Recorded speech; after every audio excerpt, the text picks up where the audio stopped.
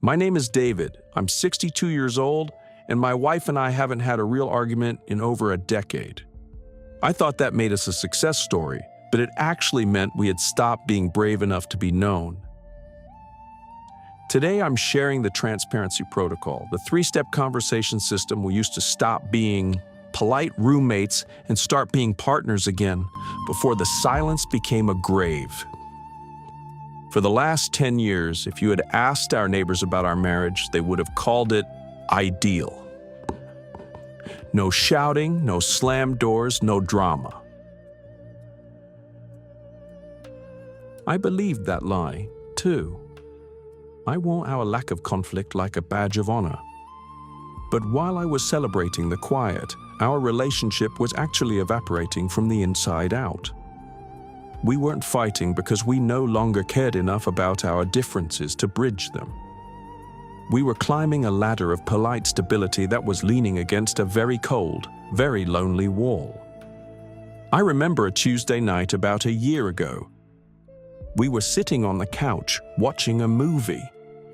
I looked over at Ellen, and I realized I knew her schedule perfectly. I knew when she had her hair appointments and when she needed to call her sister, but I had no idea what she was afraid of anymore. We had become masters of the autopilot life. We discussed the mortgage, the dog's health, and the holiday plans. We were business partners running a household called our marriage, but the cusp part had been filed away under Sunday. I told myself we were being mature. I told myself this was just what long-term love looked like. The awakening didn't happen because of a scandal.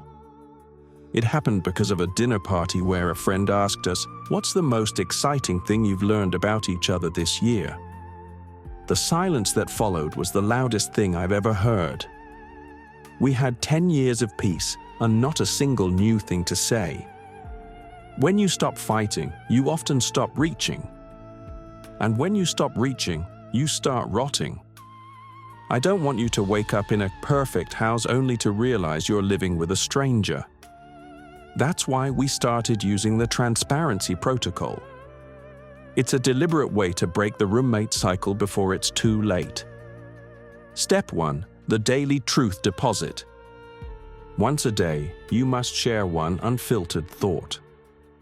Not about the kids or the chores, but about you. I felt overlooked today at work, Wolf. I'm worried I'm losing my edge. It's about letting the other person see the person inside the suit. Step 2, the resentment sweep. Once a week, you ask, "What is one small thing I've been holding onto that I haven't said?"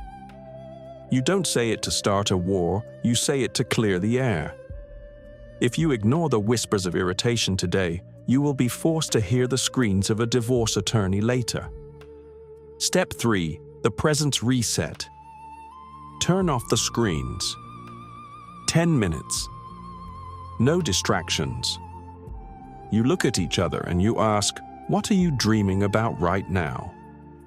You leave the house manager in the other room and show up as a partner. I spend my time now rebuilding what I almost let go of. I've learned that a good marriage isn't one without storms, it's one where you both trust the boat enough to let it rock. Your house will still be there in 20 years. Your career might still be there. But the person sitting across from you won't wait forever to be invited back in.